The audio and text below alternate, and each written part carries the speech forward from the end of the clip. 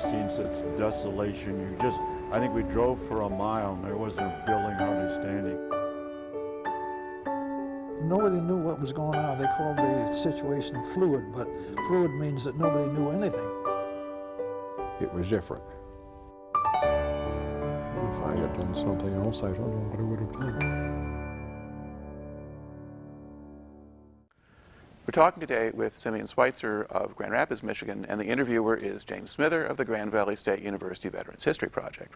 Okay, Simeon, start us off with some background, and to begin with, where and when were you born? Absolutely. I was born in August 10th, 1985, in Bogota, Colombia. I don't really know too much about my very early childhood. I know that I was kind of bounced around through different foster homes and everything, and then I ended up in an orphanage, and then I was adopted. I came to the United States July 23rd of 1987, and then I became a naturalized citizen later on that year. So I was very young when I came to the United States, but that's a very unique background there. All right, and so then where was the family living that you joined in the U.S.? Absolutely.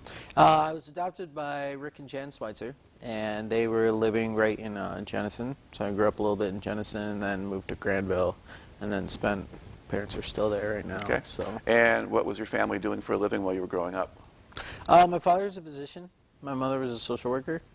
And then she left that field and chose to homeschool us. So I was homeschooled up through I was in 10th grade, and then 11th and 12th grade I went to Trinity Christian High School. Okay. And when did you graduate from high school? In 2003. I think it was June of 2003. Okay. Now, do you remember hearing about 9/11 when that happened? It's very strange. I shouldn't really say it with a smile on my face. But I was in Mr. Lyon's U.S. history class, and we were talking about current events. So throughout the week, because we had that class twice a week, throughout the week we had to pull together like current events, and then we'd all talk about that in class. And so we were going over it, someone was talking about something, and then he got a text from someone. And then he pulled up his phone, and I was like, well, that's kind of weird. And then the principal, Mr. McAdams, got over the intercom and said, hey, just so you know, that there's been a couple of plane accidents in New York. Planes have hit the World Trade Center.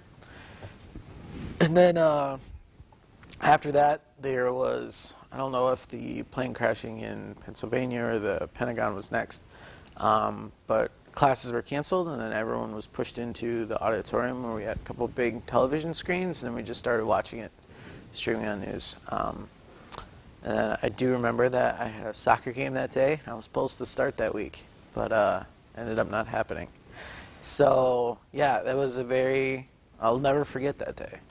Never forget that day. All right. Now, how does that factor into your eventual decision to get involved in the military? Yes and no. Growing up, I've always been fascinated with the military. Just as a young child, I remember going to the library and renting out books about mainly World War II and just reading everything I could get my hands on. And I read stories of, military heroes just sacrificing themselves for the people around them. And I was like, man, I really want to be one of those. So growing up, I'd always wanted to join the military. Once 9/11 hit, I considered it more. And then my senior year of high school, I was in talks with a recruiter for the United States Marine Corps. And I was talking to one of my buddies who was in the Marines at the time. And so I was going through the recruiter. And then my father convinced me. He's like, hey, don't join the military just yet. Go to college. And if college doesn't work out, so you're a smart kid. You can do a lot with your life. But don't join the military yet. So I told the recruiter, I was like, this isn't something I'm going to do. So I went to college in 2003 to 2005 at Cedarville University in Ohio, and then joined. Okay, Cedarville. Yeah, Cedarville. Okay. All right. So did you just do a 2-year program, or did you just go the first 2 years and then stop? Yep. I went for the first 2 years, and then I left. It was a great school, academically incredibly challenging. Learned a lot. It was just a very different conservative environment that took some adjustment, and I didn't adjust too well to it. So I left there and transferred to Grand Valley. And when I transferred to Grand Valley, I had about a year's time in between when I left Cedarville and then started classes here at Grand Valley State, that I was like, man, what am I doing? It's a whole new world for me. And so that's kind of when I hit the point where, I'm going to look back into the military. So I talked to another one of my buddies who had enlisted and just gotten back from basic training, and he was in the Michigan Army National Guard, and he was part of the infantry unit. So I went and talked to him, and then talked to his recruiter. The guy was an idiot, but just like any recruiter says, you'll never deploy. It's like, you have all this potential, and blah blah. It's like I told him straight to his face. It's like, I know you're lying to me. You're a recruiter. I'm not stupid. I'm 20 years old. I'm not some impressionable 17-year-old kid, but this is what I want to do, so I'm going to enlist. Mm-hmm. All right.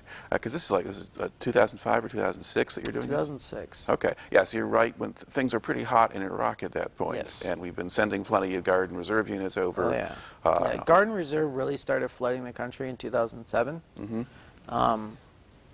So I enlisted in May of 2006, and I took the ASVAB. And the scored really high in the ASVAB with the GT score and everything. So the recruiter is like, hey, I want to give you, I have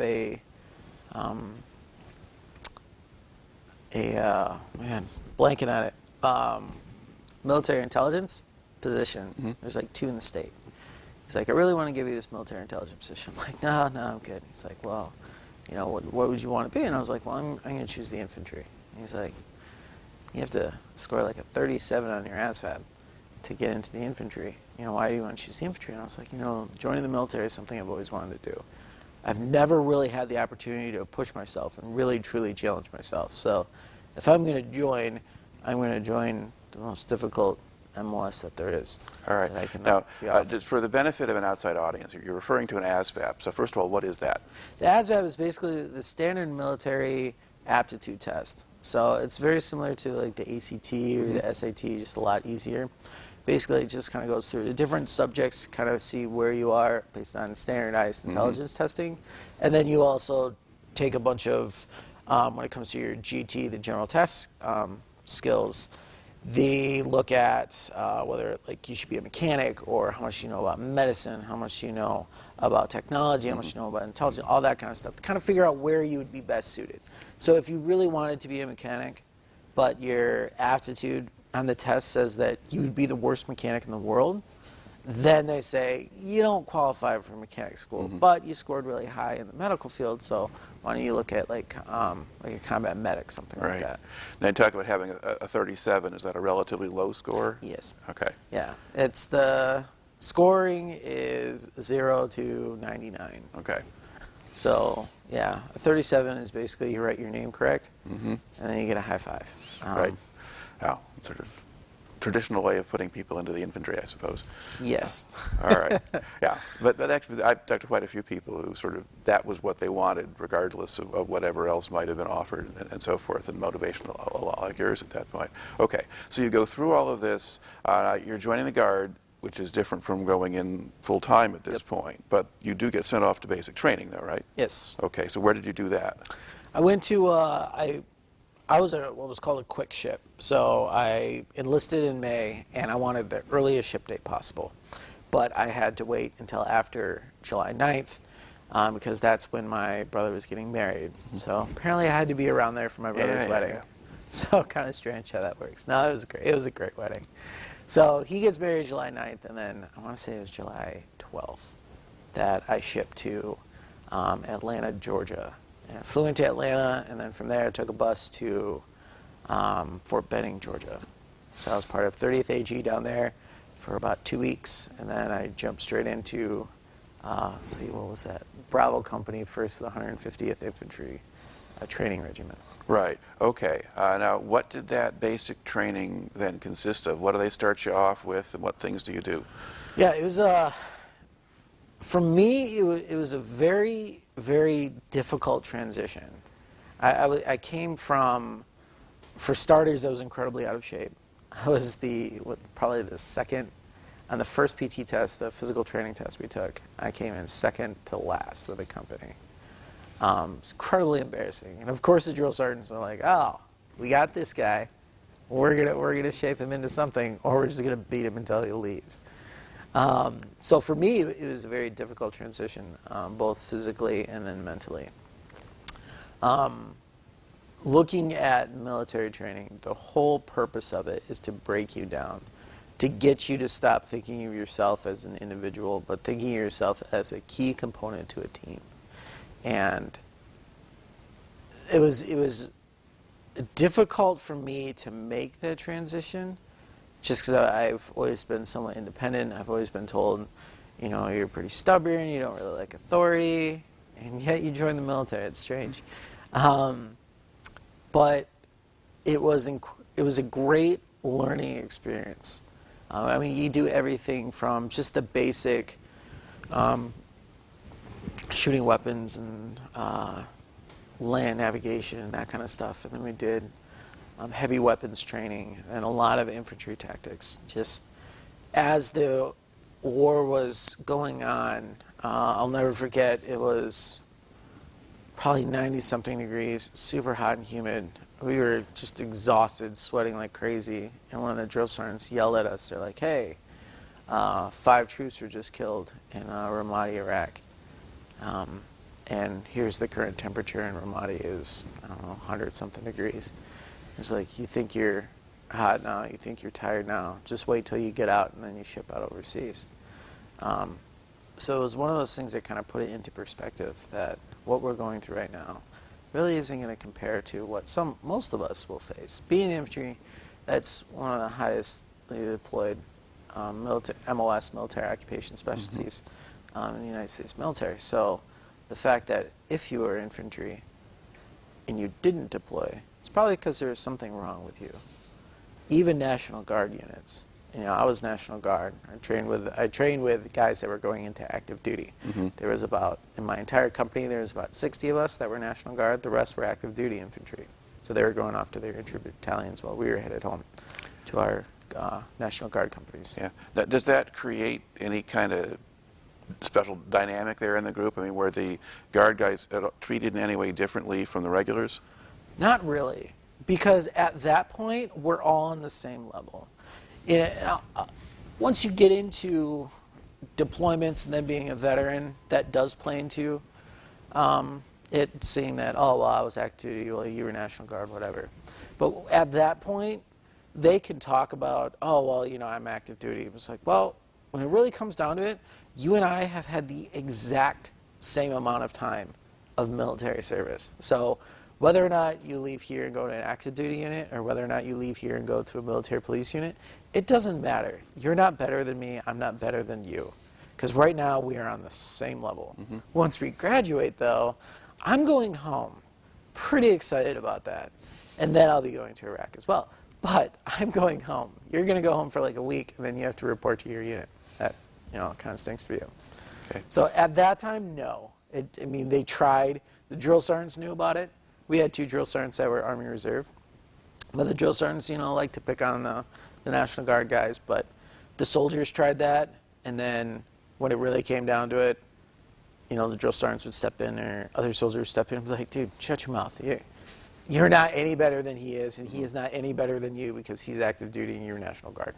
You're on the same level. Shut your mouth. All right. Now, were most of your instructors at that point people who had been deployed already? Yes. Okay. Yeah, I think at that time, he was in 3rd platoon. I don't remember his name.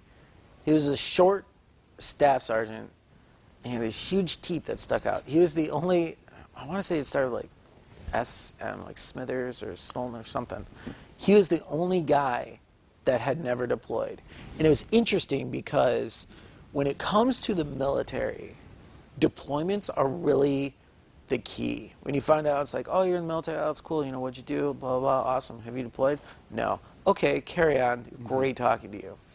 But when it comes to that drill sergeant, you could tell that us as newly enlisted soldiers and the other drill sergeants as seasoned war veterans did not like him and did not look up to him because he was active duty, E6, staff sergeant, and still never deployed, which kind of blew my mind. And then as I got more into the military and interacted with more people, you know, you have senior enlisted or senior officers that in a time of war, when National Guard active duty are getting deployed, when I was in Iraq in 2008, about 85% of the soldiers there were National Guard and Reserve. But when you get to that point, you still have not deployed. It's one thing if you're a private, just got in. But when you're a E6, E7, Staff Sergeant, Sergeant First Class, still haven't deployed, you're either avoiding deployments or something, because that's not right. All right. Now, how long did the basic training last? It was about 16 weeks. Okay. I graduated in November, I want to say November 10th of 2006. I want to say it was November 10th. I remember I almost didn't make it through the airport because my driver's license had expired. Because I turned 21 while I was at basic. That was fun. I turned 21 at basic, and then the temporary military ID that they had given me at basic expired the day I graduated. No, the day after I graduated, the day before I graduated, because as soon as I graduated, I went to the airport, and I almost wasn't allowed in because I didn't have a valid ID. So how did you get in? I was wearing a military uniform. My family was there. I had a military paperwork with me showing that I just graduated. So they said, well, you know, we can't let you in. And I was like, well, this is all I have. This is literally all I have. I don't have any other form of ID. And so I showed them the military paperwork, and they let me go through security. So that was a blessing. Right. Now, at what point in the 16 weeks do you think you had kind of gotten with the program or adjusted to it? Week 6. I'll never forget this. Week 6, we went to the gas chamber, where they have CS gas. If you ask me what CS stands for, I have no idea. It's poison gas. Yeah, it's terrible. It's riot control. It's tear gas, it's riot control tear gas. But it's terrible. It's completely miserable. I'll never forget it. I went into the chamber, and then you're wearing your gas mask, so you can still breathe, and it's nice. I mean, it stings a little. You can feel it on your skin. And then all the drill sergeants are in there, and they have their complete MOP gear, their chemical protective gear, and their masks. And they tell you to take your mask off. So you take your mask off, and they say, take a deep breath. And so you're just terrified because you've heard just horror stories. And you take a deep breath, and all of a sudden you just can't breathe. You can't.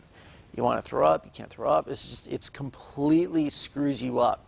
And then your brain just starts to panic. And so then they ask you to say your name, so say your social security number and where you live and how old you are. So you go through that and you're coughing it out, you're just drooling and snotting all over the place. And then you leave. And then I had a drill sergeant just because he chose to target me because, like I said in the very beginning, I was one of the most out-of-shape people in the unit. So he drags me back out of line and throws me back in the line and just makes me go in again. And then when I got, with the second time I went in, it was something that I had already faced, and I didn't freak out as much. It still was terrible. And it's not something I would ever volunteer to do again. But when I left the chamber, and then you can't rub your face or anything like that. You just kind of walk around in circles and just let it air itself out. That was really kind of the point where I personally thought to myself, this is something that I can do. And there's nothing in this world that I cannot accomplish. And so that for me was a big turning point because it wasn't that, I was physically weak or not fully, truly mentally weak. I had never really been truly challenged. And it was at that point that I realized that this is something that I can do well. And then I started to excel, placing at the top of, I had the highest PT score of all the National Guard soldiers that were there. I had a great shooting record.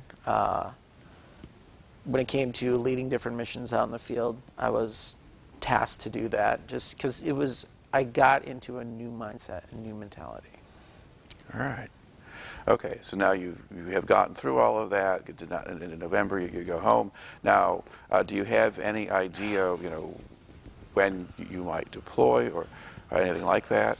Yeah, I joined up with a unit. My first drill, as that's what it's called for the National Guard. My first drill was in January of 2007. Yeah. Yep. Because I had missed the Christmas. They're like, don't worry about Christmas because it's in December. And then, so I started in January. And then as soon as I got to the unit, my squad leader, Staff Sergeant Alexander, really great guy. And he's like, well, hey, welcome to the unit, blah, blah, blah. You're the newbie private in the infantry unit. By the way, don't get comfortable, orders are coming down. I'm like, no, I figured as much. And so it was in February or March, something like that, of 2008 when we got our warrant order. 2007 or 2008? I'm sorry, 2007, yep. Then we got our warrant order, the warning order that, just so you know, this is probably more than likely going to come down. Okay. And then the end of the summer is when we got our first official order to deploy. Now, what unit were you with? I was with Charlie Company, 1st the 125th Infantry. It's right over there on the at the Grand Valley Armory, 44th Street. Mm-hmm. So that's where I drilled out of, and then we trained at Fort Custer and Camp Grayling. All right. And that unit had a deployment yet, or would this be its first one? Nope. It was, for a lot of the leaders, it was their first. Well, looking at the senior NCOs, the staff sergeants on up, I would say about 50% of them had already deployed. Echo Company and Bravo Company of the 1st the 125th Infantry, they had already previously deployed in 2006. Lost a couple soldiers in that. They actually teamed up with a military police unit that I eventually joined later on in life. Mm-hmm. We'll get to that. But I thought that was kind of strange. So yeah, the Sergeant Boyd, he was my team leader. He had deployed. Sergeant Alexander had not. Sergeant Sly had. He was my platoon sergeant. Our first sergeant had deployed. Our captain had deployed. Our lieutenant had not deployed. In my platoon, just about 30, 40 guys. Out of the senior leaders, most of them had deployed. We had one of the most seasoned platoons when it came to leadership. All right. So now, between the time when you get the notice that eventually you're going to go, and then when you actually get the orders to go in the summer, does that affect how you train or what you do, or do you just go through the regular stuff? We go through the regular stuff, but you obviously do it with a different mentality. It's not just looking back. The National Guard, unless you're training for a deployment, is a bit of a joke, in my opinion. And I can say that because I was in the National Guard. So it's one thing, an active duty person saying that. You're like, dude, you weren't even in. You don't even know. I was an active duty, but you don't know what the National Guard's like. But you're right, it is kind of a joke. But when you're training up for a deployment, it's a whole new, they take everything to a whole new level. Going longer, staying later, doing more training, whatever it is. And so it's that whole mentality that we're not just doing this to collect a paycheck for the weekend in the 2 weeks in the summer. We're doing this because we're headed to war. Mm-hmm. So yeah. All right. Now, when they get ready to actually deploy you, now you get into the summer. Now, what happens what do you do? Where do you go? Well, we did 3 weeks that summer at Camp Grayling, and then we did 2 weeks at Camp Atterbury, and then another 2 weeks back at Fort Custer, Battle Creek. So normally you do the 1 weekend a month and 2 weeks in the summer, but that year, 2007, we had probably about 8 to 9 weeks of just training. And then we finally get our full complete orders. That was in, I'll say it was November. And then January 5th, we go to the armory. That's when you say goodbye to your family. They have a big ceremony for you. and then we jump on buses, and then you bus to the airport, Gerald R. Ford, and then we flew to Fort Hood, Texas. And then we were in Fort Hood, Texas for about 3 months. And then I got a 4-day pass. I got to come home. My girlfriend drove down. My girlfriend at the time drove down. And then her and I flew back to Grand Rapids, spent 2 days here in Grand Rapids, and then flew back. And then I jumped on a plane I went to Bangor, Maine to Sherman Island to Kuwait City International Airport. And then from there we bused to Camp Buehring, Kuwait. And then we had about 2 weeks in Camp Buehring, Kuwait. And then we jumped on a plane to TQ, El Taqanim, in Iraq. And then we bused trans to our base there. All right. Now to back up a little. Just covered a lot Yeah, you of did. time. So we're backing up now. Now, are they giving you specific training for Iraq at Fort Hood while you're there? Or are you just waiting Somewhat. for something? Looking at, when it comes to training up for a deployment, the key thing that they do there is, in order to deploy a country to go in, you basically have to do a bunch of tasks, warrior skills training. So just like if you were in school, by the time you graduate, you should know this stuff. Mm-hmm. So by the time you hit country, you should know this stuff. Everyone's qualified on other weapons. Everyone's qualified on medical. Everyone has taken language training. Everyone has taken cultural competency training. Everyone has taken land navigation training, convoy security training, just a bunch of different tasks that we could be doing. Just to kind of let you know how odd the military is, when we first got our orders, our mission was our entire company. We were deploying as a brigade. It was the 37th BCT, the Brigade Combat Team. Mm-hmm. And that covers in between the state of Michigan and Ohio. The BCT is actually based out of Ohio. But between that, I want to say it was close to almost 3,000 soldiers. So I'm sure you're pretty familiar with that. It's a brigade-sized unit, yeah. Yep. So it was the largest deployment in the state of Michigan's history. So that was kind of cool to be a part of that. But yeah, so we have all those soldiers down in Fort Hood. And it's basically just we swarm the base. It was North Fort Hood. But our mission there was everyone was supposed to be in Kuwait, and we were supposed to be running convoy security. Mm-hmm. So that's what we were training for. All right. And then 4 or 5 weeks before we're done with our training at Fort Hood and we fly to Iraq, we get new orders for my company, Charlie Company, that we're going to be doing PSD training, which is personal security detail, down in Ramadi, Iraq. So that was kind of a big surprise for us because we all thought, we're all going to Kuwait, and then from Kuwait, we're going to live in Kuwait. We just drive into Iraq and escorting things. Now, our company got selected with a few attachments from other parts of the brigade, but it was primarily our company got attached, and with parts of Bravo Company too, to go into Iraq and actually live in Iraq, stay there at the base, and then do personal security detail training.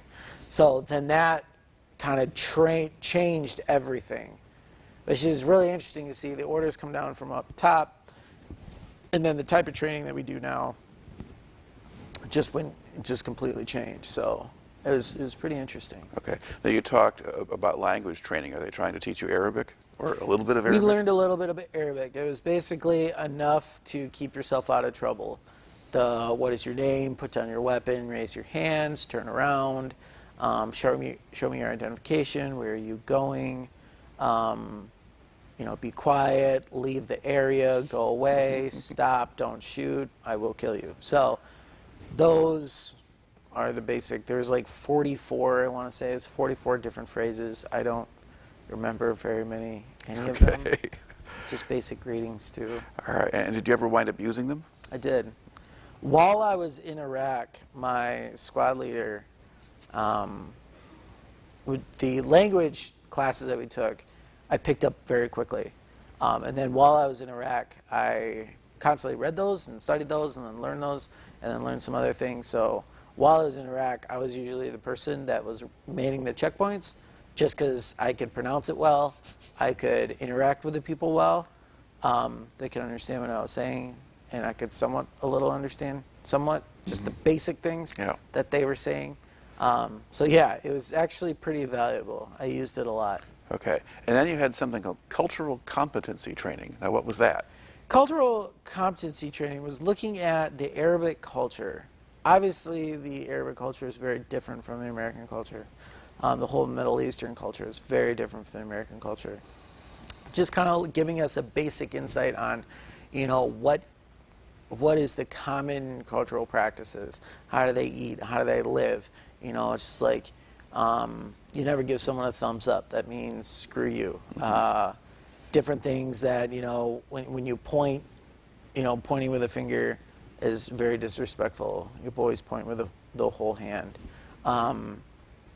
The personal space is not as important, that they will stand close to you, but they also really smell. So it's just kind of like knowing what you're getting yourself into. Wasn't too valuable, from basic training to the point of time that you go into Iraq, you're kind of trained to hate these people just because they try to kill you. So it's basically just in situations where you hopefully think that maybe, probably not, they're still probably trying to kill you and they hate you, but they might not. Here's how you interact with them without really getting them mad. All right. So now you you get as far as Kuwait, and then you deploy Iraq.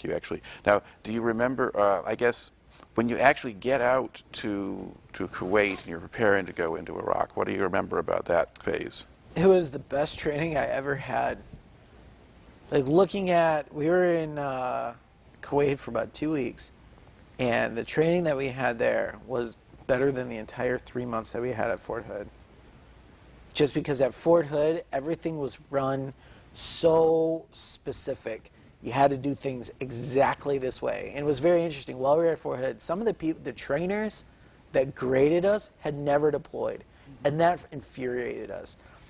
For me, it didn't infuriate me as much because I had never deployed. But when I did the exact same similar training, after I got back from Iraq and I went to Afghanistan, which we'll talk about, as a combat soldier, someone who has deployed, and looking at someone who's trying to tell me, he's like, well, no, actually, you have to do it this way in order to pass. It's like, well, you don't actually do that in country. And if you've ever been in country, you would know that. But no, you don't have a combat patch, so get out of my face. Don't even talk to me. So it's very difficult on that front. But when we got to Kuwait, we got tasked to go with a contracting company that was paid through the DoD to give us training. And just the type of training that we did there was just phenomenal. We did actual live fire combat training. We did live fire shoot houses. We did live fire move and shoot drills where like the guy was literally standing right in front of you and you're shooting just to the left of him at targets. And I don't know why he did that, but he was pretty confident that we wouldn't shoot him. But he was literally standing about 10 feet in front of us. And yeah, no idea why, but he never got shot. Okay. And then did this also enable you to adjust to the climate? I mean, yes. Yeah, Kuwait was miserably hot, a lot of sand. And that's obviously part of why they do that and give you some time in Kuwait. All soldiers, whether you're active duty or National Guard, that's another place where we don't differ. When you fly into country, you don't really just fly straight into Iraq. You fly into Kuwait, and then you kind of take a week or two to acclimate there, and then from there you jump into country. All right. And then do you remember the sort of trip into country and actually getting what did you notice en route to Ramadi, I guess? Well, we flew into TQ, and then at night, it was late at night, a bunch of Marines came and picked us up in trucks. I was exhausted, so I crawled underneath the seat and passed out. So it was one of those, they gave us a magazine and one magazine of ammo, you locked and loaded your weapon, and they said, if something were to happen, good luck, because you're in an unarmed, it was literally a kind of like a flatbed truck with a little bit of armor here and a canvas over top. So there wasn't much bulletproof armor to protect you. So if we were attacked, we were kind of screwed. So I just kind of took that to, well, if something happens, I'm probably going to die, whatever. I'm just going to go to sleep. I am exhausted. So I just crawled underneath the seat with a couple of the other soldiers because it was about a 4-hour trip, which looking back, it's only about really 45 minutes. I think the Marines did that on purpose. They took us the longest way possible on every single bump possible because they're riding in the MRAPs that have cushions and bulletproof armor. We're riding in the back of LMTVs on hard benches. So whatever. I can't prove that they did that. But I can understand why they would. But then when we got there into Ramadi, I came in the middle of an 11-day sandstorm. So that is my first memory of Ramadi, Iraq, was waking up and just being covered completely in sand and dirt, and then getting out of the truck and you can't see from me to the corner of the wall over there, just because it was so thick in the sand. And it lasted for another 9 days. But the total amount of the storm was 11 days. Oh. Yeah, that was my first memory. So what do you do all that time?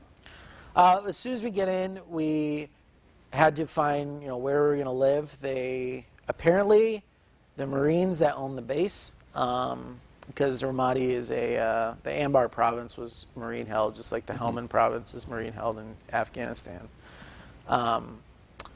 Apparently, there wasn't a good communication between our brigade and their brigade. They didn't know we were coming until they got orders saying, hey, you need to go pick up this company. They're coming into Ramadi. Okay. So we found housing in a bombed out Iraqi barracks. So I was on the second floor of the Iraqi barracks. And so there's like sandbags to fill up some of the holes, sand fleas all over the place, sand all over the place. We went throughout the base and acquired things. So we acquired some beds and we acquired some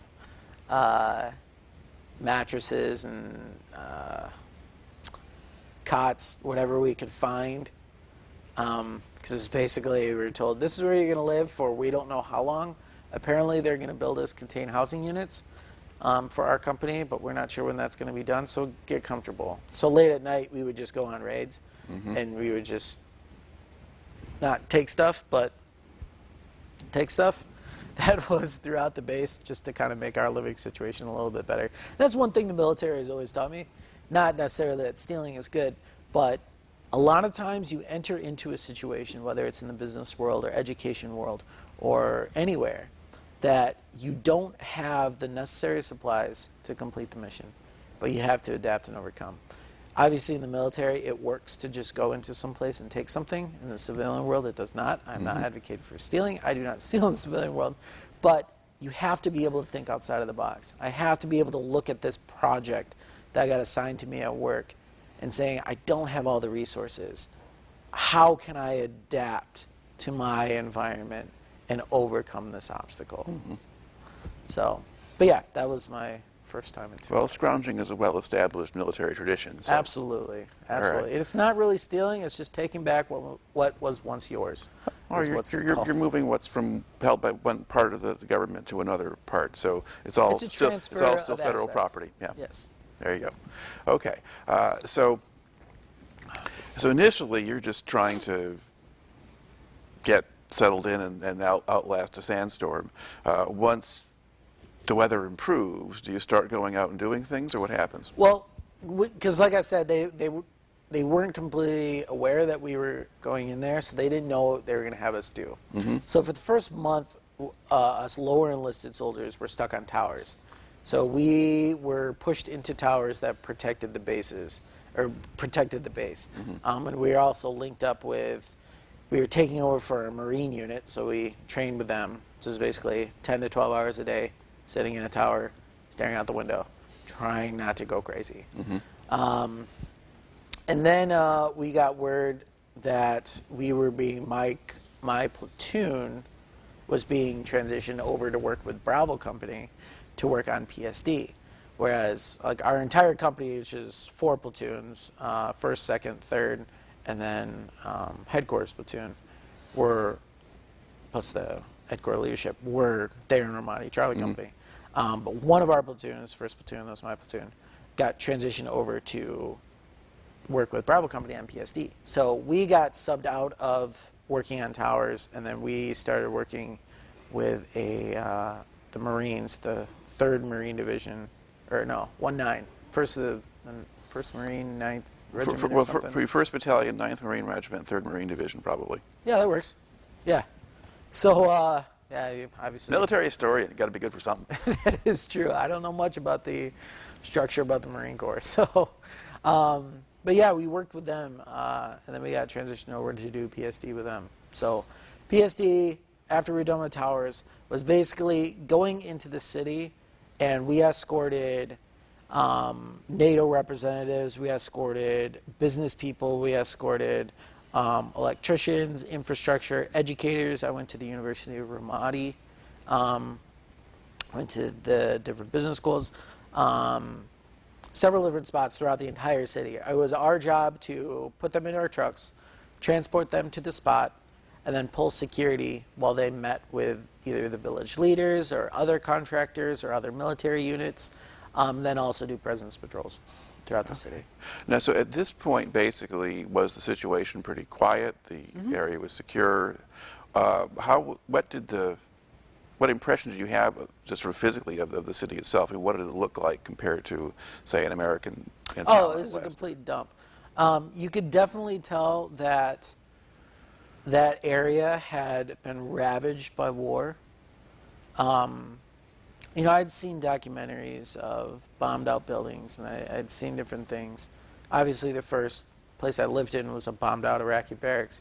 But then going into the city, you see still bullet holes all throughout the sides of buildings. You see buildings with one side looks pristine and then the other side is just blown off. There's poverty everywhere.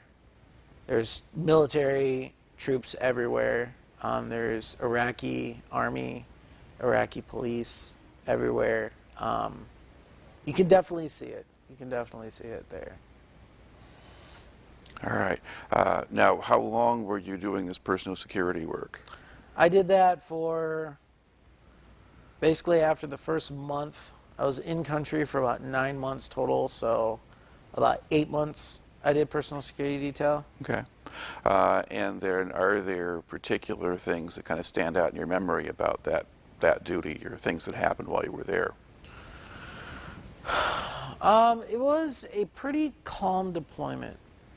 You know, between the two deployments, I've never been in a active firefight. I've never had the guy next to me get killed, or me personally having to kill someone, which, you know, coming from an infantry background, your goal once you get out of basic is like, I just want to go over there and kill someone. That's the way the military teaches it to you. Have you ever read the book War by... not Sebastian Junger. I don't remember the guy's last name. But there's a book called War that looks at the mentality of soldiers when they deploy, based all the way from basic training to getting in country.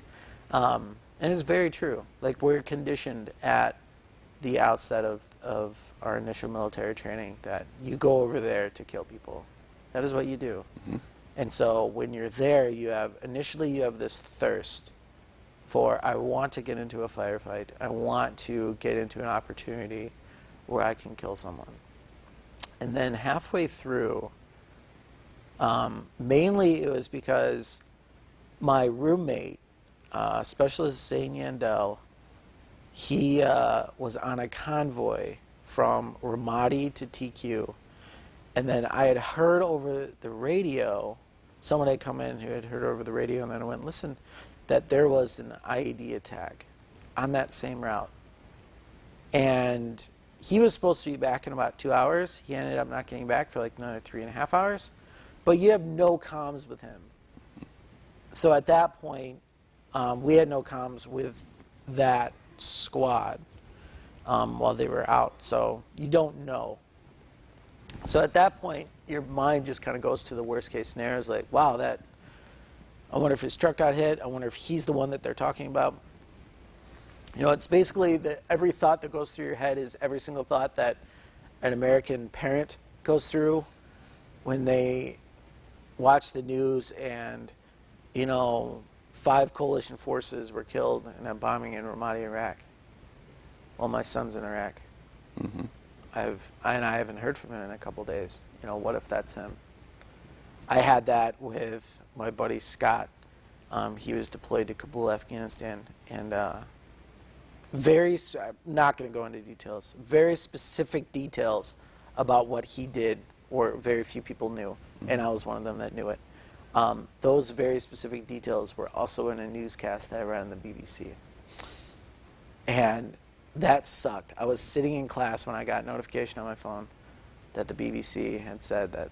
And so I opened up the news article. And I was like, holy crap, you know.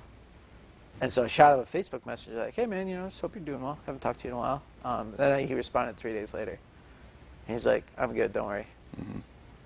But so yeah, it was a situation like that. And at that point was really when I did not want to have to get into a firefight. And it's not out of a sense of cowardice. It's out of a sense of, if something like that were to happen, I have the training and I have the ability to defend myself and kill if need be. Without question. I know that without question. To protect myself and to protect my soldiers, I would kill. But I'm not here to try to make that happen. If I can make it home from Iraq without ever having to do that, I'd be very happy. And I did, which was a very big blessing to me. Okay. Now, when you're going out and you're escorting people, I mean, there's Iraqis all around and so forth. What kinds of interactions did you have with Iraqis, whether civilian, military, police? Some of them were positive, much more negative in Afghanistan than Iraq.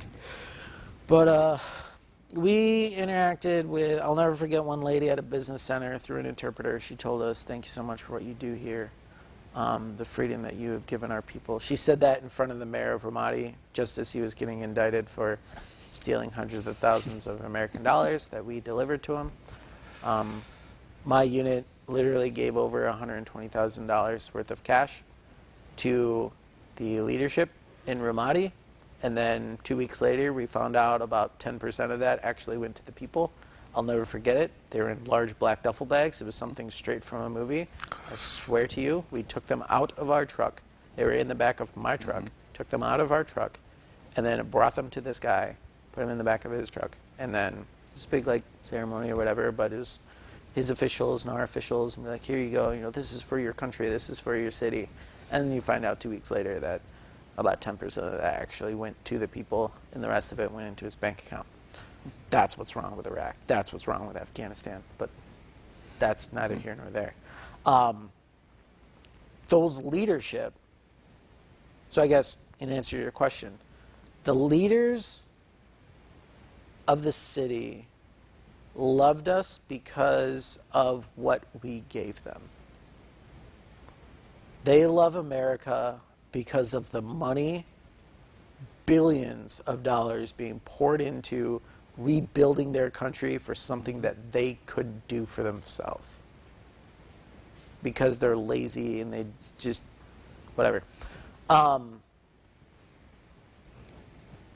The people, the women especially, but the people saw change, saw opportunities, and were very appreciative.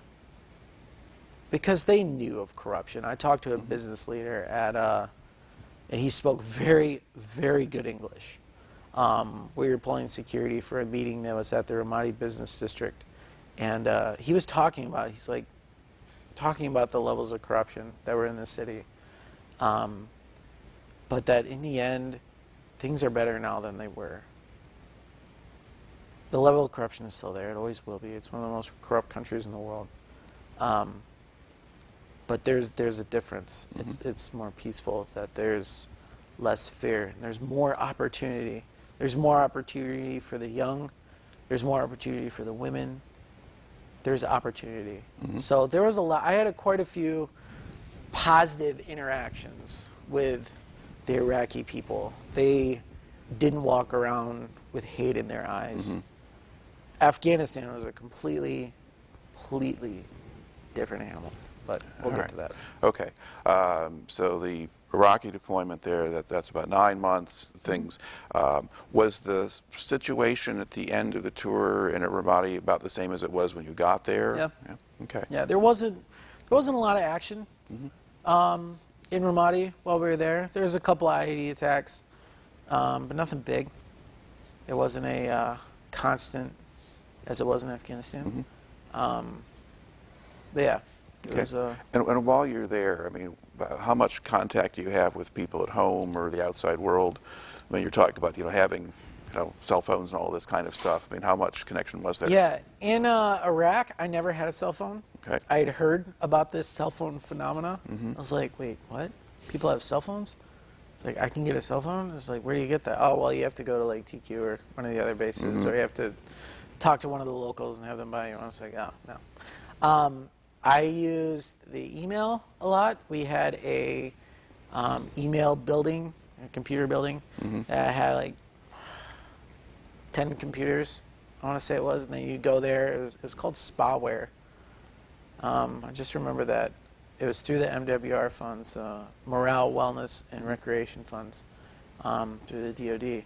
I don't remember what Spaware stood for, but it was the company that did it. Anyway, so they had like 10 computers and like 3 phones. I'll never forget, one time I had called home, and I had talked to my girlfriend at the time. She was like sobbing on the phone. And so I was like, what's going on? It's like, turned on, my dog died while I was in Iraq. That was the one time I cried in Iraq. I had tears rolling down my face. That was terrible. I loved that dog. So I was able to call maybe every week, but not every week.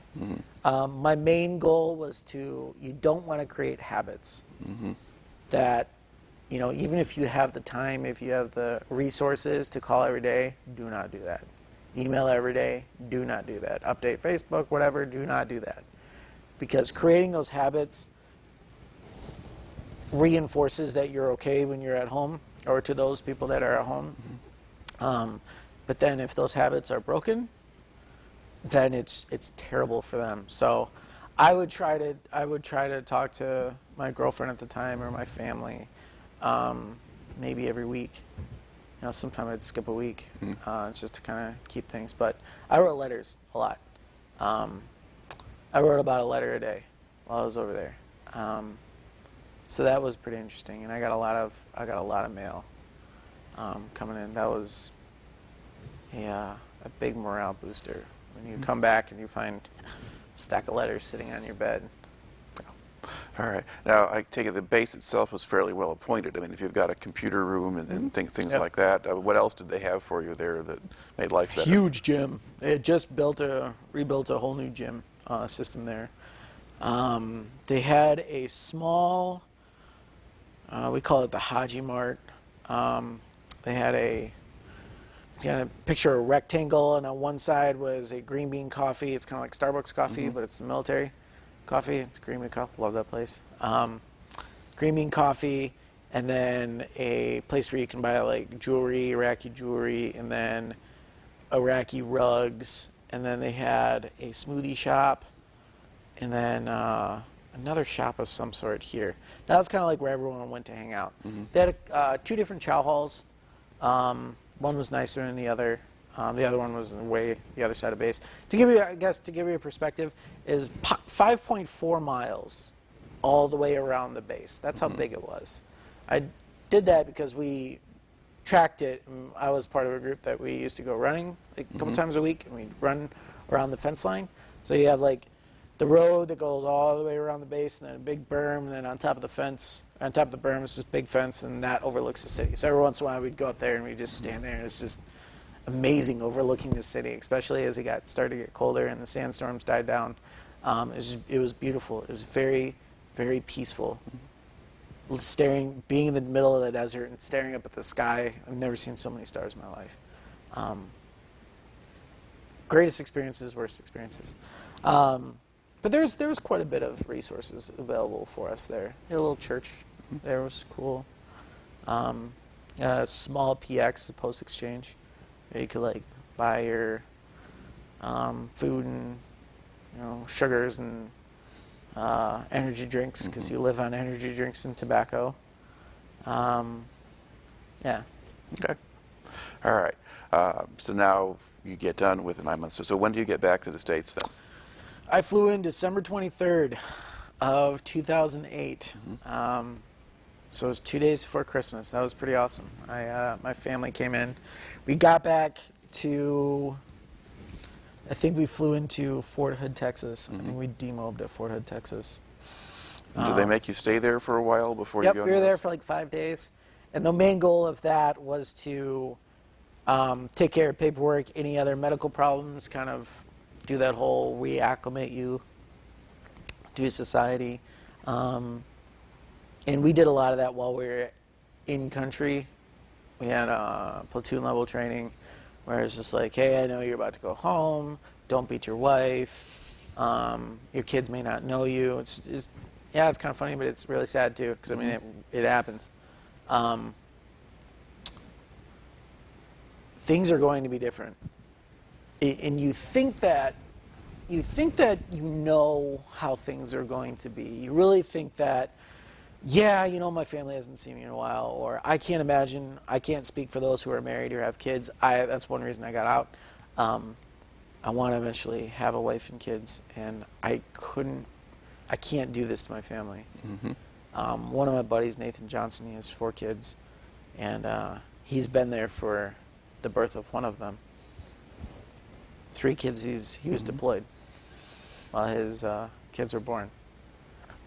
I can't imagine that. I still to this day I know my nephew Landon did not know me because throughout his childhood, first like 3 years of his life, I was deployed or doing stuff. So he never knew me. So even from a nephew perspective, I can't imagine having my son or my daughter. So yeah, it's basically taking classes of, your mother or your wife or whatever has been I was in an all-male unit, so I can say that your wife or your girlfriend, whoever is the mother of your child, has been the mother and father to your child for the past year. It's going to be very different. When you come home, you're going to want to jump in and just be like things were normal. Because for us, when we deploy, one of the biggest difficulties of deployment is when you deploy, your life in the States is kind of put on standstill. It's just a quick pause. A year later, you hit play. Not much has changed for you. I mean, a lot has changed. You've gone an entire season. You've gone for a year. You've done stuff overseas. It sucks, but you come back, and not much has changed. Whereas your friends and your family, everything has changed. They've advanced a year in their life. Whether it's my friends that I had at Grand Valley had gained another year of college. They were closer to graduation or had graduated. Friends that were single were now engaged. Friends or couples that were together now had a kid. It's like that progression, something I did not progress. I hit pause, I left school, I went to Iraq for a year, and then I hit play. All right. Now, do you go back to school when you get back, or? Let's see here. I took that first semester off, and I took the summer off. And then I started up again for classes. See, that was 2009. I did classes fall of 2009, winter 2010. And then I joined a new unit. I transitioned, as soon as I got back from Iraq in April of 2009, I transitioned to a military police unit. It was a 144 military police company out of Corona. And then in 2010, I went to military police school. After military police school, I went to warrior leadership school. And then, then I deployed to Afghanistan. Okay. why did you wind up switching to military police? I had an altercation with a platoon sergeant in Iraq that secured any probability of me ever being promoted. We'll just leave it at that. Okay. So my chances of promotion were nothing. And I had a couple of friends, girlfriend at the time, that was in that unit. She was also National Guard. She actually enlisted while I was in Iraq. When I came home on leave, I surprised her when I came home on leave from Iraq because she was supposed to head to basic training, and I didn't know if I was going to be able to make it back before she went to basic training, and I was able to get my leave switched because of that. So she was in the National Guard. She was part of the unit. So that was one of the reasons it kind of made me switch. But yeah. Okay. So you actually had to leave while you were in Iraq. You actually got to go home. Was yeah, that I a had a standard? 13-day leave. Was that a standard practice? Okay. Yep. If you have a 12-month deployment, you get a 15 or a 13-day leave. Our company gave us a 13-day leave. When I was in Afghanistan, I got a 15-day leave. Okay. So. All right. Okay. So you said, okay, so I guess the Guardians, they have their own kind of internal subcultures. If you've got somebody maybe you're not getting along with who's well established there, then it can be a good idea maybe to go look for something else. Yep. And that's, well, I mean, whether it's Guard or active duty, from friends I've talked to who are active duty, it's very common. Just like same thing in the workplace. Sure. You know, if you have the opportunity to transition jobs because you don't get along, you find that and you take it. So now when you do the military police training, what does that consist of? Is a lot of, I went to Fort Custer for 4 weeks. That's where I did the military police school. It was a lot of paperwork. It was a lot of infantry skills that I already knew. I just got back from Iraq. I was infantry certified there. Just because in Iraq and Afghanistan, units, military police units, were now having to act as infantry units. When it came to active combat, it was pretty common for military police to get involved in that, which was a whole new dynamic too, because infantry is all male. Women are not, do not have a place in the infantry. Whereas military police, they do. So women were being more exposed to combat. That was a interesting transition as well, going from an all-male unit and also the habits and lifestyles that kind of go in with an all-male unit. I'll let those be unexplained. And then transitioning to a co-ed unit. It wasn't, there wasn't anything really new going into military police school, in my opinion, coming from an infantry unit and having already deployed. And I also did the quick course. So it was prior enlisted, prior service. So I didn't have to go through the whole basic and stuff. It was just basically 4 weeks of just military police tasks. Okay. So you're just kind of learning what the various procedures are and the different forms and things you have to deal with and that sort of stuff. Processing evidence, frisking people, basic stateside military police stuff, investigations, that kind of stuff. So I guess I did learn, now that I think about it. But it wasn't anything super substantial. It wasn't in-depth. It was just very broad. Okay. Now, during the time, sort of the year and a half there or so between the deployments, aside from just this thing that you pointed out about how everybody else has moved on a year and I haven't, did you have any other sort of problems readjusting to civilian life or because some people talk about, well, they've been, trained or conditioned to kill or whatever else it might be, and then they have to turn that off. But they had that kind of switched off for you already halfway through Iraq? Or? I didn't. The issues I had came when I got back from Afghanistan. Okay. So, yeah. Not really much with Iraq. Obviously, it was the whole, now what do I do? Go back to school, find a job, because National Guard, active duty, that's a job for you. National Guard, it's not. So I had to find a job and go back to school and then transition units, different military training, that kind of stuff. So it kind of flew by. Okay. Year and a half. All right. Now let's talk about the deployment to Afghanistan. Okay. Once you're scheduled to go, what process do you go through to get out there? Yep. So I was part of the 144 Military Police Company out of Corona, Michigan. And then I took a promotion at the 1775th Military Police Company. And when I took the promotion, they said, well, you do know that the 1775th is deploying to Afghanistan, and you can take the promotion here at the 144, and then not deploy, and then volunteer. Because I still was in that 2 or 3 year window, something like that. National Guard soldiers, they had just started that when I had gotten back. You have like a 2-year window where you're non-deployable, because that gives you time to reacclimate, and then you're open up again. So even transitioning units, I still had that window.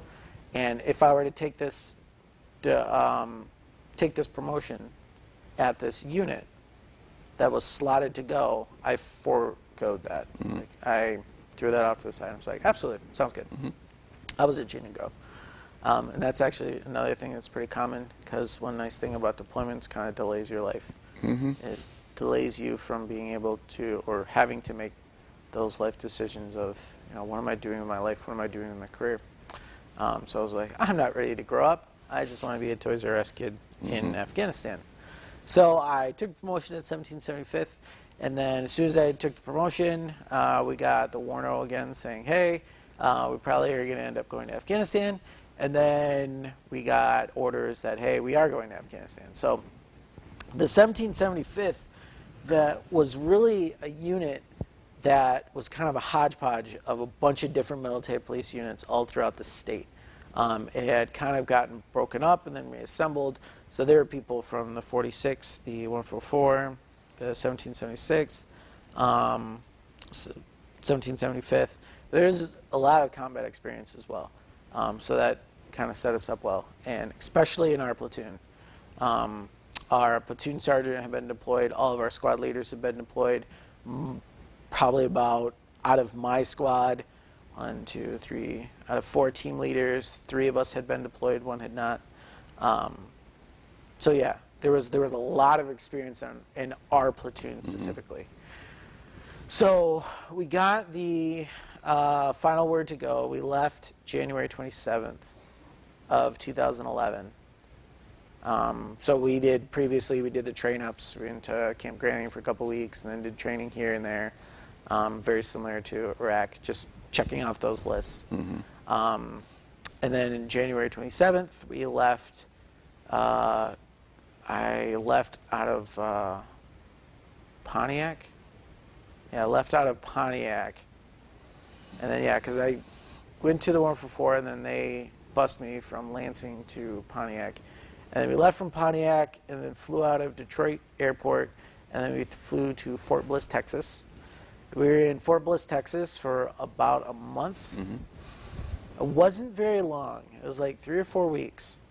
We still had a 4-day pass. It was very similar, like looking back, it was very similar but less to the training that I had to do. It's basically checking the list, make sure you're qualified, weapons qual, chemical qual, cultural competency. That I took very seriously because Afghanistan is very different than Iraq. The people are very different. The language is very different. In Iraq, they speak Arabic. In Afghanistan, they speak Pashto, Dari, Farsi, Urdu, Tajik. That was the 5 languages that were spoken in just my area, in the Kandahar area that I was going to. So very, very different. And the culture is a lot different. It's much more strict. Whereas, like, while I was in Iraq, seeing men interacting with women not wearing burqas, wearing, I will never forget, this girl was wearing a jean skirt and a Abercrombie t-shirt. Arabic girl, right in the downtown, so it's not like she was at the university. The university was a lot more liberal, if you will, in those standards when I was at Ramadi University. But yeah, so it was very different. I didn't really completely know what to expect. And then we flew into Kandahar Airfield. While we were at CAF, we got another mission change So we found out that, because we didn't really know where we were going when we flew into Kandahar Airfield, we found out that our company, most of our company was going to be staying at a small COP. It's a command outpost. It's called COP Shurindam. So you have Kandahar Airfield here on the south, and then you have the main road here, and then just at the base of a mountain is a small little base. I would say the base is about the size of this entire complex. You know, it's very, very small. Tiny gym. The gym was a tent. Everyone lived in tents, somewhat rustic.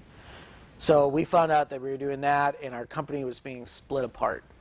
We thought we were kind of staying together, but then as soon as we got into the country, we found out that a platoon was going here. They were staying at PSS 5, Police Substation 5. We had a squad that was going to be staying at Camp Nathan Smith. There was a squad that was going to be staying at another place, and then the rest of the company was going to go to Cop Sheringham. So then I found out that my squad was being tasked to provide personal security detail for our company commander. My team was chosen because I had PSD experience while I was in Iraq. So we did a lot of that. And then so from there we took convoy. We got picked up. We took a convoy from, I'll never forget, we had a rocket attack. I'll never forget, one of the guys, Turk, really funny guy. He slept in his body armor that night when we flew into Kandahar Airfield, because as soon as we got dropped off at the transient tents, or it's just like you just sleep in the tents, and there's literally just a cot and a tent and a floor until they figure out what to do with you. We were standing outside, we were just getting off, all of a sudden we hear the air raid siren, and then big explosion. So that was pretty interesting. That was welcome to Kandahar. So yeah, so we got convoyed out to Cop Sheringham. I did PSD. And then I went home on leave. I was volunteered to be one of the first to go home on leave just because I was a senior enlisted soldier. I had already done a deployment, and if I take an early leave date, no one wants the early leave dates. Everyone wants the middle leave dates. So I said, I'll take one of the first ones, so that means someone else can get a middle one. Right. I've already done a deployment. Looking back, that was terrible, because then I went home for 15 days, and then I came back, and it was 9 months. Of everyone going home on leave and hearing stories. I'm like, oh, I still have 6 months left. I hate this. Oh, yeah. So I was in country for just over a month until I went home. So, yeah, I did PSD, didn't do much. Just kind of going out into the city. We did a ride along with the unit that we were replacing. And then actually the unit that we were replacing, you know, Abu Ghraib? That was that unit. They got kicked out of Iraq, and then they got accepted to take a tour in Afghanistan. So we replaced their unit. Now you said Abu Ghraib. Abu Ghraib. Oh, Abu Ghraib. Oh, okay. Yeah, The military Abu police Ghraib. unit is Abu Ghraib Yeah. prison. Sure. The Okay. unit that did Yeah. that, the military police unit, that was the unit we replaced in Kandahar, Afghanistan. Very strange. There were a couple soldiers that were part of that. Most of them either went to jail or got out, which is a whole crappy situation in and of itself. But yeah, so did kind of learn the area, went and talked to some of the police chiefs. I was a military police unit, so we obviously worked with the Afghan National Police. And then I went home on leave. So I went home on leave, spent a lot of time here, and then came back. And then as soon as I landed in country, I got picked up, and then I got brought back to the base. My squad leader said, hey, just so you know, our mission's changing. Your squad and 24 other soldiers and myself, we are being tasked to be part of what's called SFAT 2. And I'll explain that in a second. I was like, sure, that sounds great. What are we doing? Well, we're going to be linking up with a Canadian Special Forces unit. We're going to be training with them for a couple weeks. And then we're going to be taking over an Afghan PRC. PRC is a Provincial Response Company. SFAT is Security Forces Advisory Team. We were going to be the first PRC that was being trained and overseen by conventional forces in the entire country of Afghanistan. All other PRCs were trained by special forces units, whether it's British, American, Canadian, blah, blah, blah. Elite special forces units were training these PRCs. We were the first ones that were going to be continuing to oversee and train a PRC using National Guard and active duty soldiers, conventional forces, not special forces. So we packed up all of our stuff, and then we moved to this place called Combat Graceland. It was a Canadian base. It was heaven on earth. It was beautiful. It was actually Mullah Muhammad Omar. It was one of his palaces up in the mountains. The Canadians, they had phenomenal cooks. I don't know where they got their budget, but their DOD or Ministry of Defense, I think it's the MOD, for Canada, just poured millions of dollars into that base. Really nice showers, really nice housing. They had a shoot house that was phenomenal. It's probably helped that it was a special forces unit. So just like our American special forces get way bigger budgets than anyone else, which I appreciate. So we did a lot of sweet shooting. We did a lot of shoot houses. We met our Afghan counterparts. We did a couple missions with them. We did a couple raids with them. And then, so we were there for about 2 weeks. And then we came back and we grabbed all of our stuff, and then we moved to a new base called FOB Walden, Forward Operating Base Walden. At FOB Walden, we had our own little complex within the complex. So FOB Walden is not as big as Ramadi, but pretty close. So big square. We had a small complex on the southwest corner of the base. The Afghans had a small part of that too, and then we were kind of attached to them, but we were separated by a gate.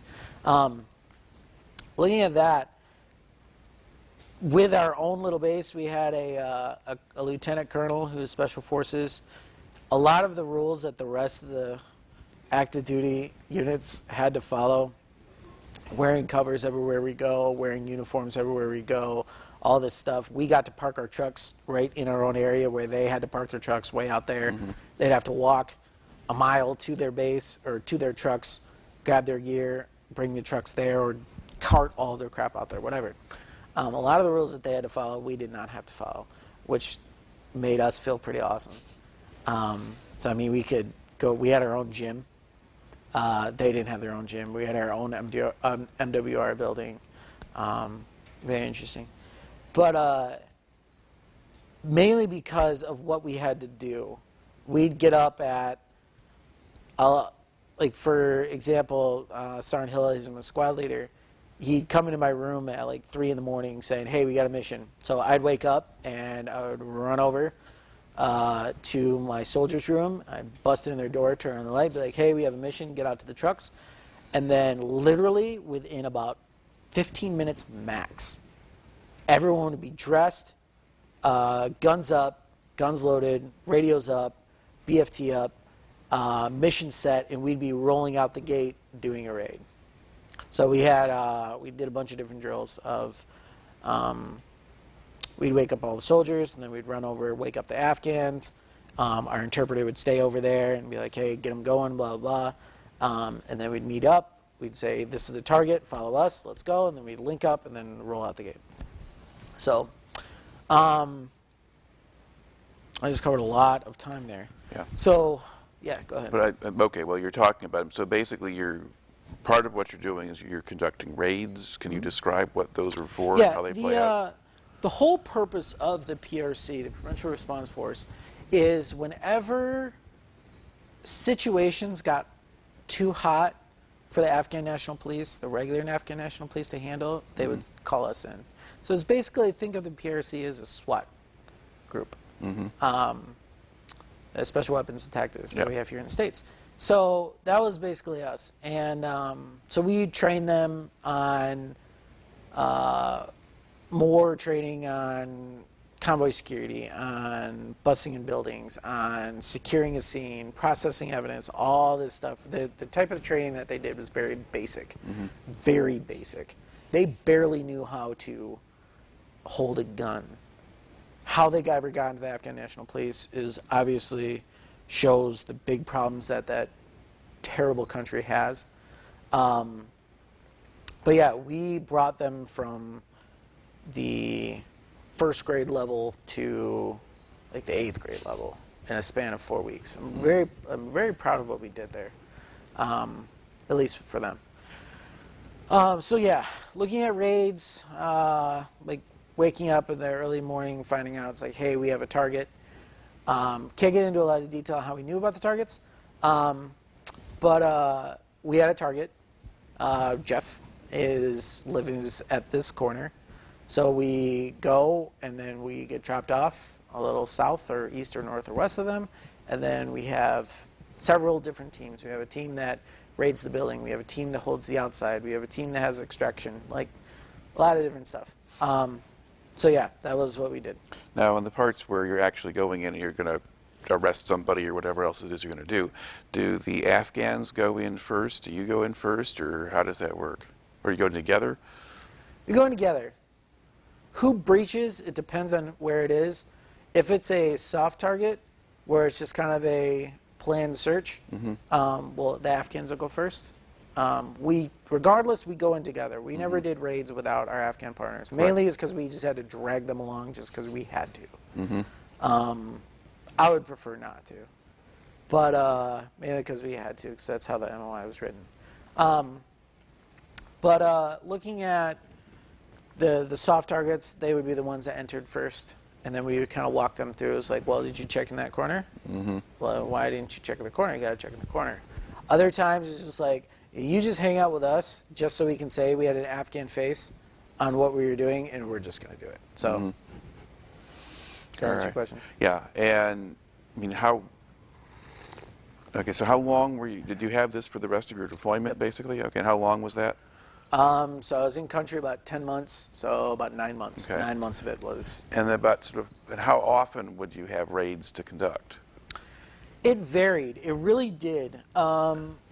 The SFAT-2 was a lot of fun just because it was high intense, but it also sucked because there were a lot of times that we didn't have missions going. During Ramadan, it's the month-long kind of like Lent for the Islamic culture, or I guess Islam. I guess that's what you call it. Yeah, Islamic culture. We did a lot of raids, which was really kind of unfortunate for them. A lot of that was handed down by NATO, saying that we had to do raids and we had to do presence patrols, which was terrible for them because it was middle of August. It was hotter than sin outside, and they were not allowed to eat or drink during the daylight hours. Right. Sun up to sundown, they were not allowed to eat or drink, and from sun up to sundown, we were doing stuff. So I don't know why the morons that were leading the military at the time thought that that'd be a really good idea. Well, were the various, I don't know, were the local bad guys, I guess, were they Taliban? Were they something else? Do you not know? They were mainly Taliban. There was a big Taliban leader that lived just south of PSS 5, Police Substation 5, which is right across the street from us. And we weren't allowed to arrest him because he was really good friends with the provincial chief of police for Kandahar. Looking at a lot of my animosity towards Kandahar goes towards the levels of corruption that were in the area, the levels of laziness that I saw in the Afghan people, and the level of hatred that they have for us. But in the same sense, I can't blame them. The country of Afghanistan has been ruled by tribal leaders since the beginning of time. It doesn't have the demographics, it doesn't have the geography to handle a democracy. And it's pretty arrogant for the United States to say that we can go in there and create a democracy. So I can understand why they hate us. We hate them, but I can understand why they hate us. Yeah, so it was, a lot of what we did was training. We me and 3 other guys and a squad leader, we wrote up the training manual, basically, we had a LEP, a law enforcement personnel. He was a civilian contracted through the DOD. His name was Doug. That helped us write the training and facilitate the training. But that was a 4 weeks intense course for them, and that once they did that, they graduated, and then we started going into these cycles where they were 4 weeks at a time. So 4 weeks you did training. 4 weeks you did, you were called yellow cycle. So basically the yellow cycle was if the training cycle, this is the American portion of it, if the training cycle needed people because they were on leave, yellow cycle would backfill.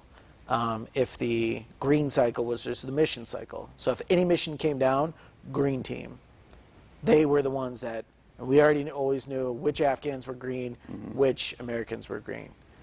We were the first green team because we were the first ones to get our soldiers through the training cycle. So you go from training cycle to green team to yellow cycle. The Afghans there were no Afghans on yellow cycle. Basically, that was their vacation. They had 4 weeks where they went home, and about 20% of them came back. So, shocker, the attrition rate was phenomenal. Okay. So in principle, you're training them, but then they're staying there. So it's not that you're training every 4 weeks, you've got a new batch of guys to train.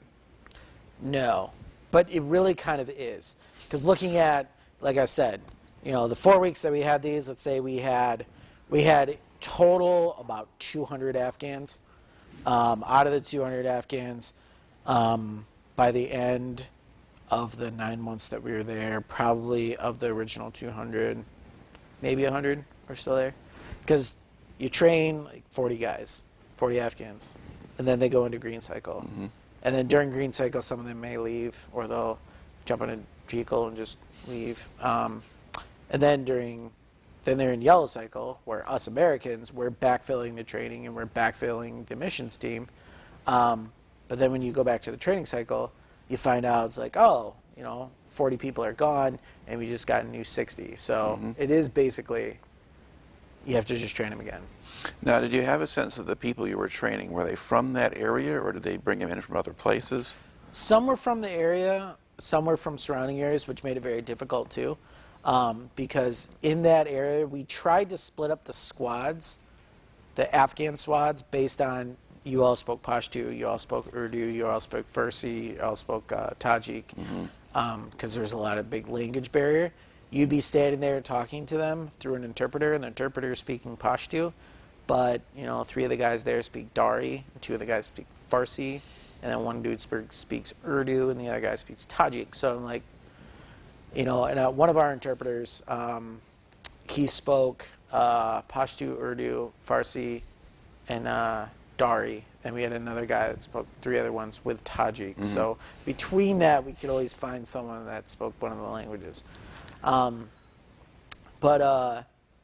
it was kind of difficult in that aspect because they were from all over the place. And then also, just like one of the problems in Afghanistan is just tribes don't really like each other because they've never had to, and they shouldn't have to.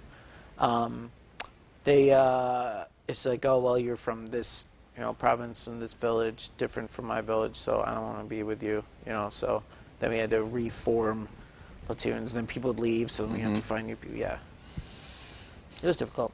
Okay. Now, how dangerous was your duty over there? When I was in Kandahar, 2011 was the second highest kill rate for NATO soldiers.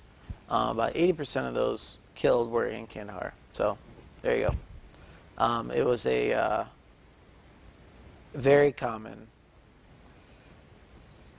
to have the internet go out, all that stuff. It was called the blackout because someone was killed. Explosions are pretty common. Raids, obviously doing raids in a highly dangerous area, taxing, but. Well, were IEDs the biggest threat, or were there actual enemy fighters out there that were causing problems? IEDs were a big threat. But there were organized attacks throughout the city. So not really drive-by shootings, but like suicide bombings, and then also Saraposa prison. I don't know if you heard about that. In 2011, a big prison that was there held about 600 people. 485 people escaped one night. It was kind of taken over. They had built a tunnel. It was Afghan ran. Saraposa prison was Afghan ran, but Americans sat on the outside. I've been to the prison, seen it. Just kind of as there as a helping force. But the Afghans said they had no idea what was going on, but the tunnel had lights, it had electricity. It was something that had been built probably for like 6 to 8 months, so complete crap for them to say that. They had no idea what was going on. It was Afghan run. So like 485 people or something like that escaped in span of one night. And they were pretty high-level terrorists that Afghans had captured and put them in there. And Americans had captured and put them in there. So. Okay. And then what kind of losses did your company take while you were there? We sustained none, Okay. which was a blessing. Really was a blessing. All the guys I deployed with made it home. So yeah. Okay. So it's other types of units that that are taking the casualties? Yep.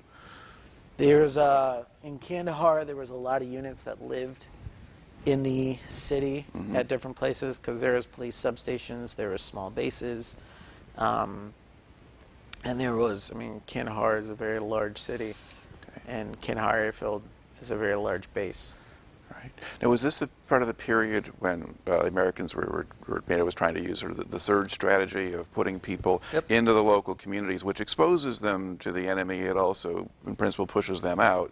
But that's a place that's going to sustain a certain level of casualties when you do that. But Yeah, you 2008 was part of the surge when I was there in Iraq. Yep. And then 2011 was part of the surge when I was there in Afghanistan. So there was a lot more interaction. And then when I got back, there was started happening, but when I came home in 2012 was really when the whole green on blue attacks started happening.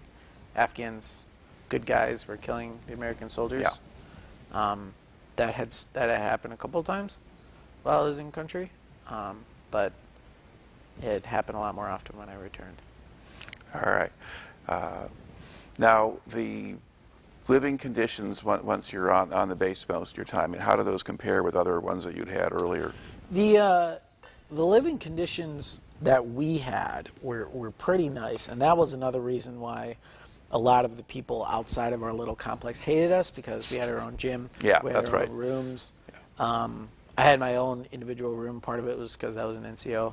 The lower enlisted, they lived in trailers, but the trailers had air conditioning. We had electricity. We had internet. We had a lot of amenities that a lot of the other people did not. A lot of the other people lived in tents, like squad barracks. Whereas like we had individual rooms, we had 3, maybe 4 guys to a room.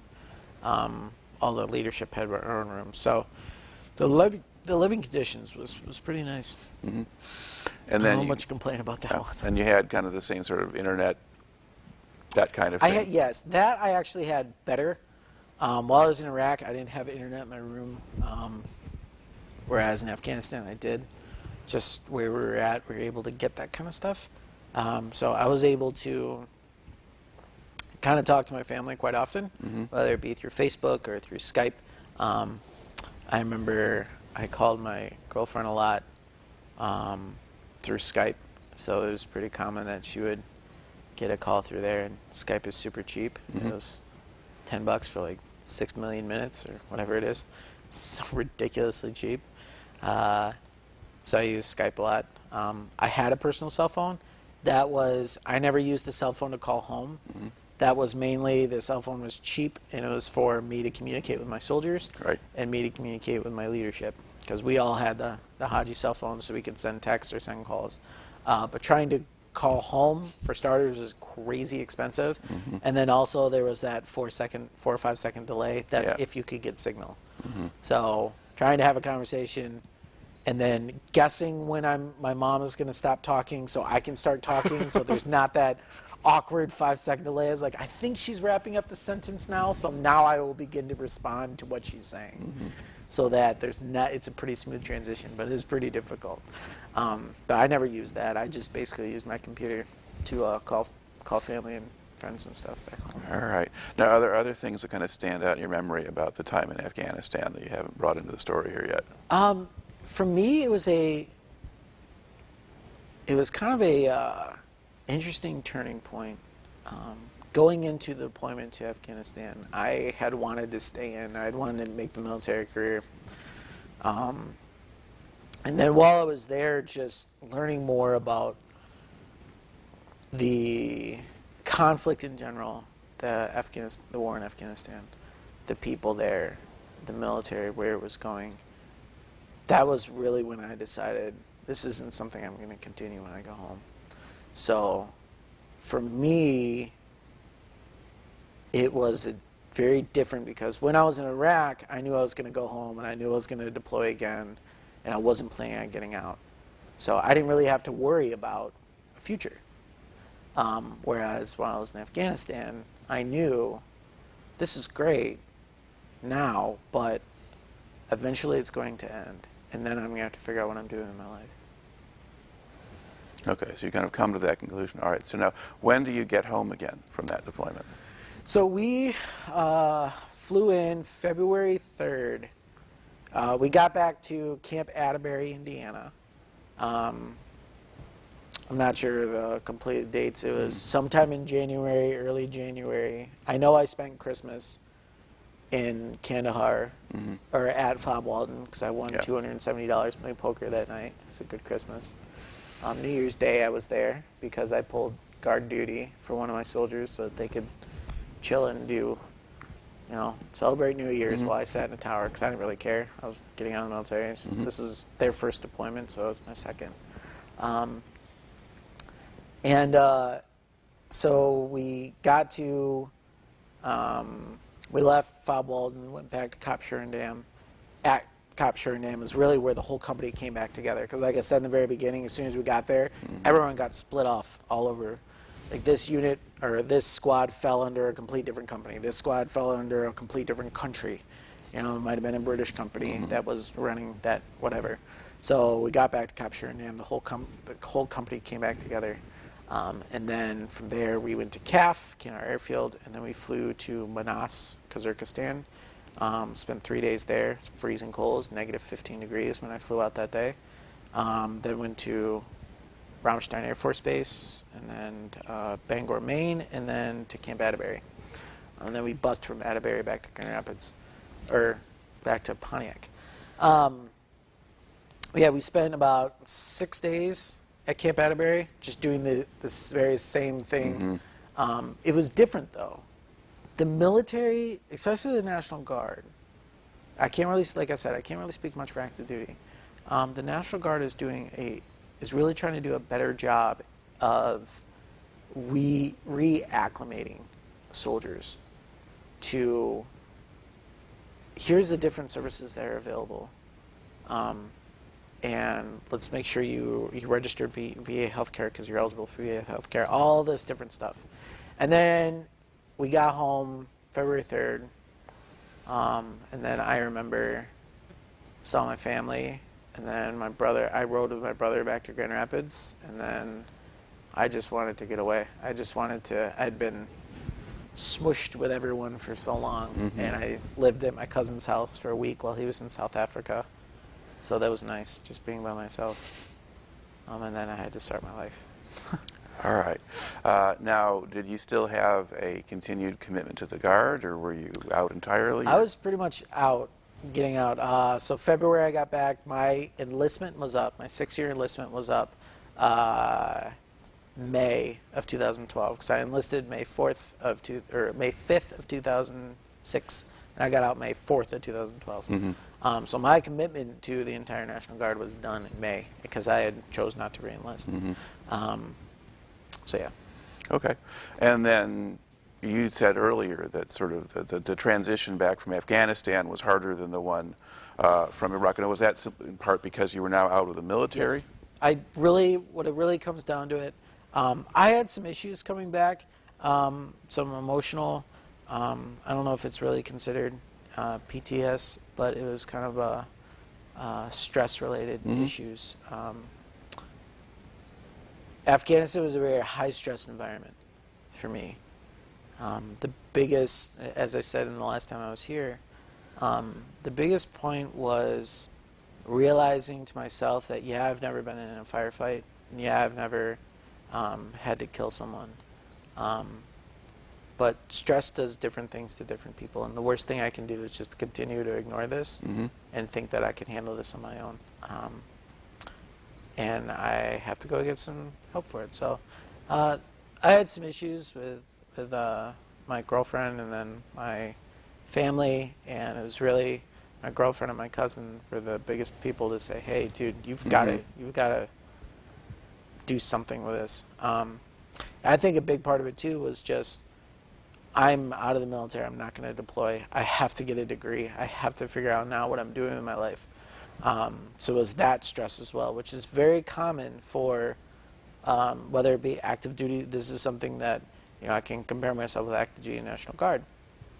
Active duty soldiers, when they get out of the military, you know, for 6 years of their life has been the military, 8 years of their life has been the military, then they come home to not much. They have all these skills and experiences, but it's very difficult to transition that stuff into the civilian world and trying to refine that purpose.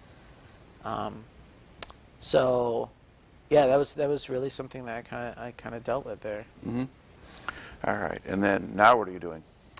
Currently, I am working on. I finished my undergrad, so as soon as I got back, I went through some counseling and then jumped back into college. I got my undergrad, my bachelor's in communication studies at Grand Valley State in 2013, and then I immediately 2013, immediately jumped into my master's program. I'm doing a master's of public administration with an emphasis in public management. Jumped into that in August of 2013, and then I'll be finishing that up in 2015. So. Okay. And you've also gotten involved with sort of organizations that work with veterans. Yep. And Yeah, as soon as I got back in 2012, I started a one-year internship. It was a work-study program through my VA education stipend, working with Kent County Department of Veteran Affairs. And that's really where I learned all about different resources that are available for veterans in the Kent County area, in the state of Michigan, and the federal VA. And so then I started working with the Student Veterans of America GVSU chapter here at Grand Valley State, working with over 600 veterans that we have at Grand Valley. And then I was a graduate assistant working with Stephen Lipnicki in the Veterans Network. Currently I'm working on the Veterans Campaign, the Veterans Millage campaign for Kent County. I've really just kind of immersed myself in different veteran programs in the area. And would you like to, in terms of career-wise, get into veteran services as sort of where you would go, or are you kind of open to whatever's going to happen? I'm really kind of open to whatever I'm going. My master's in public administration will make it so that I'll be eligible to work in local municipalities, whether it be in like urban development or higher levels of government or whatever. I'd love to keep a focus on veterans. Veterans are something I'm very passionate about, obviously myself. When it really comes down to it, whether you support the war or you don't support the war, whether I support the war in Afghanistan or I don't support the war in Afghanistan, in the end, I will still say that I honorably served, and I'll still honor the service of anyone that has served in that country. And we as a nation have got to do better at providing services and helping these young men and women and older men and women that have served from Vietnam War on. Obviously, a lot of the World War II veterans have died. Korean War are kind of dying out too. But you know, we're the next generation of warfighters, so that's something that we need to do, is kind of like come together and kind of look out for each other. All right. Well, thank you very much for coming in and sharing your story today. Absolutely. Thanks a lot, sir. Appreciate it.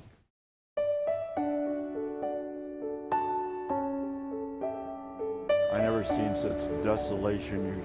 I think we drove for a mile and there wasn't a building hardly standing. Nobody knew what was going on. They called the situation fluid, but fluid means that nobody knew anything. It was different. If I had done something else, I don't know what I would have done.